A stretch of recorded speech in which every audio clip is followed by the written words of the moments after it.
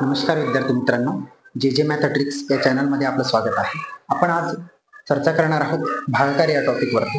याच्या अगोदरही आपण बेरीज, वजाबाकी, गुणाकाराचे उदाहरण हे टॉपिक बघितलेले आहे. भाषेत समजू शकतो याच्यावरती आपण चर्चा करणार आहोत. तर भागाकार म्हणजे काय? भागाकार म्हणजे एखादी गोष्ट आपल्याकडे जमलेली आहे आणि त्याच्यात आपण अनेक तुकड्यामध्ये त्याचं विभाजन करतो, म्हणजे त्याचं भागाकार आपण त्या पद्धतीला सांगू शकतो. जसं की 8चे आपल्याला 2 भाग पाडायचे, तर किती भाग पडू शकतात याच्यावरती आपल्याला चर्चा करायची आहे. तर 8 जे काही आपल्याला पाहायला मिळतंय, 8ला भाग द्यायचा आहे 2ने. तर 2ने भाग देत असताना आता 2च्या पाढीमध्ये 8 येतो का हे बघायचं असतं. तर 2च्या पाढीत 8 किती क्रमांक आहे? 2 चौक 8. तर चौथ्या क्रमांकावरती येतो म्हणून 4 लिहायचं वरती आणि 8 आला तर 8 लिहायचं आणि 8 मधून 8 वजा करून टाकायचे. 8 मधून 8 गेले 0. त्याच्यानंतर आता दुसऱ्या क्रमांकाची संख्या बघूया. इथं दिलेलं आहे 36. 36चे 3 भाग करायचे, तर किती भाग होऊ शकतील बरं का हे आपल्याला काढायचं. तर 3ने 36ला भाग कसं द्यायचं? तर 3च्या पाढ्यात 3 येतो का? 3च्या पाढ्यात 3 येतो का? येतो. 1 नंबरला 3 1 3. मग ह्या दोघांची वजाबाकी करून 3 मधून 3 गेले 0. आता 3 मधून 3 0 गेले, पण हा 6 उरलेला आहे ना, मग इथं 0 3च्या पाढ्यात 0 येतो का? नाही. म्हणून हा जो काही 6 आहे त्याला खाली आणायचं. आणल्यानंतर 6 दिसतोय, तर 3च्या पाढीमध्ये 6 येतो का? येतो. 3 दुने 6. मग दुसऱ्या क्रमांकावरती येतो म्हणून 2 वरती लिहायचं, खाली लिहायचं 6. अशा पद्धतीने 6 मधून 6 यांची वजाबाकी, 6 मधून 6 गेले 0. अशा पद्धतीने बाकी किती उरते? तर 0 उरते. बाकी किती उरते? तर 0. अशा पद्धतीने जे वरती आपल्याला मिळत असतं याला म्हणतात भागाकार. काय? भागाकार. बरोबर. त्याचबरोबर ज्याच्याने आपण भाग देतो त्याला म्हणतात भाजक. भाजक. व त्याबरोबर ज्याला आपण भागतो त्याला म्हणतात भाज्य. भाज्य. व जे काही शेवटी आपल्याला मिळतं त्याला म्हणतात बाकी. अशा पद्धतीने भागाकारामधले जे काही घटक आहे यांना आपण दर्शवू शकतो. जसं की वरती जे काही उत्तर आपल्याला मिळतात त्याला आपण भागाकार म्हणतो. ज्याच्याने आपण भाग देतो त्याला भाजक म्हणतात. ज्याला आपण भागतो त्याला भाज्य म्हणतात आणि जे शेवटी आपल्याला बाकी मिळते त्याला बाकी म्हणतात. जसं की आपण दुसरं उदाहरण बघितलं नाही. त्यानंतर आपण तिसरं उदाहरण, सोप्यापासून कठीणाकडे जातोय. हळूहळू आपण पुढचे उदाहरण बघूया. तर 4च्या पाढीमध्ये 2 येतो का? नाही. आता 2 4च्या पाढ्यात येत नाही, तर आपण 24 बघूया. 4च्या पाढ्यात 24 येतो का? तर येतो. 4 सका 24. 6 नंबरला 24 येतोय. 6 लिहायचा वरती, खाली लिहायचा 24. आता 24 लिहिल्यानंतर यांची वजाबाकी. 24 मधून 24 गेले 0 0. आता 0 0, परंतु इथं 8 बाकी आहे ना, बरोबर. तर 8ला भाग जातो का? तर 8 जे उरलेले आहे ते खाली घेऊन घ्यायचे, कारण 0ला 4ने भाग जात नाही, म्हणून 8 घेतलं खाली. आता 4च्या पाढ्यात 8 येतो का? निश्चितपणे येतो. किती क्रमांकावरती? तर दुसऱ्या क्रमांक. 4 दुने 8. आता 8 मधून 8 जर वजा केले तर काय मिळालं? 0.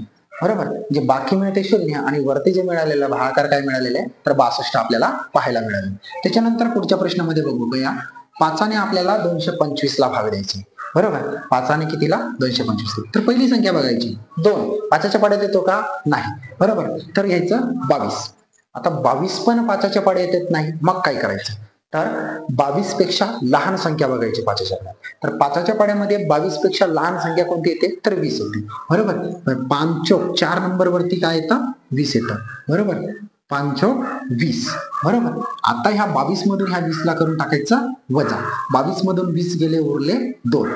वजाबाकी आपण शिकलेली आहे आणि चांगल्या पद्धतीने जमते. 22 मधून 20 गेले, उरले 2. आता 2 उरलेले, मग 5च्या पाढ्यामध्ये 2 येतो का?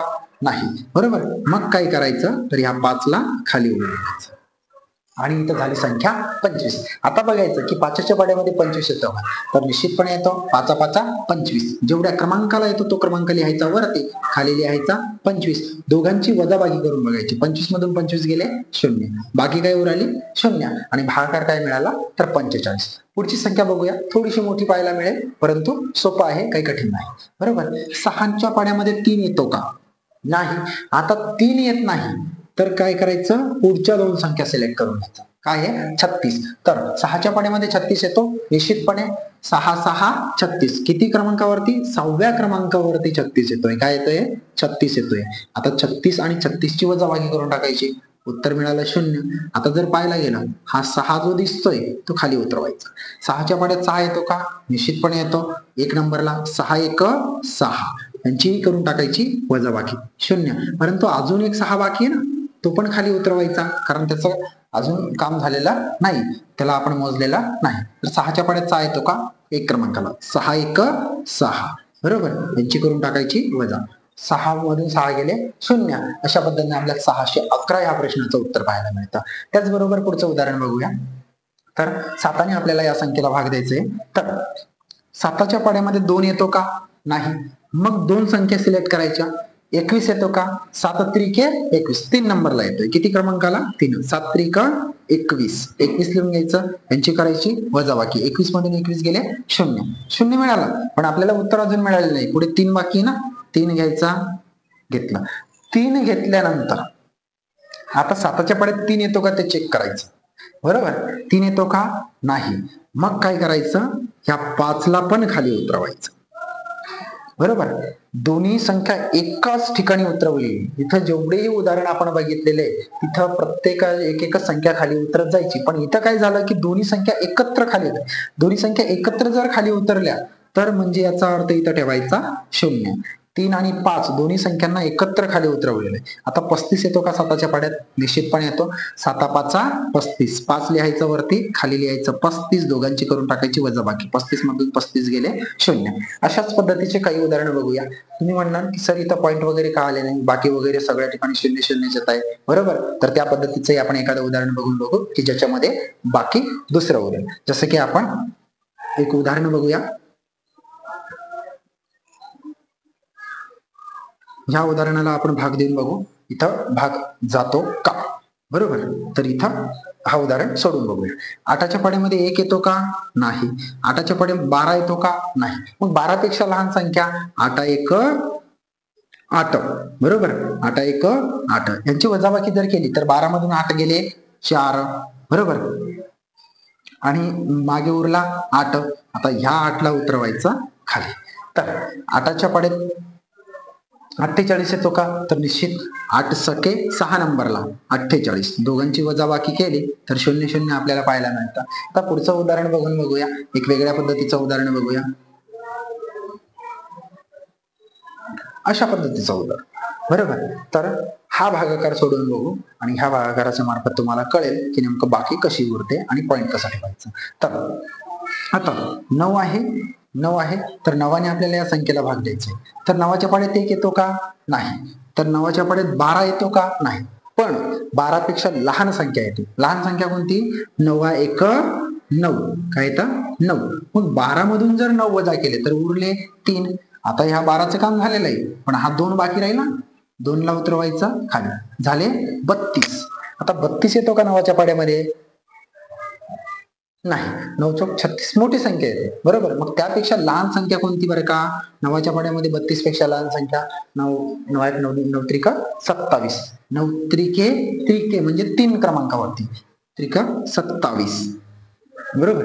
आता 32 मधून 27 आपल्याला वजा करायचे आहे. उरतील किती बरं का? 5 उरतील. किती उरतील? 5 उरतील. आता 9च्या पाड्यामध्ये तर काही 5 येत नाही. मग मी काय करेल? हा जो 2 दिसतोय त्याला उतरवेल खाली. अशा पद्धतीने आता मी ह्या 2ला खाली उतरवलं आणि उतरवल्यानंतर संख्या झालेली 52. तर 9च्या पाड्यामध्ये 52 येतो का? बरोबर. नाही. 54 मोठी संख्या येते. 54 पेक्षा लहान संख्या 9 5 45, 9 5 5 क्रमांकावरती 45, यांची दोघांची करायची वजाबाकी. काय करायची? वजाबाकी. आता इथं 2 मधून 5 जात नाही. 5 कडून हातच्या गेले 12, 12 मधून 5 गेले 7, बरोबर. ह्याचा एक रिटर्न केला तर 4 मधून 4 गेले 0. अशा पद्धतीने 7. आता पुढे संख्या आहे का बरं?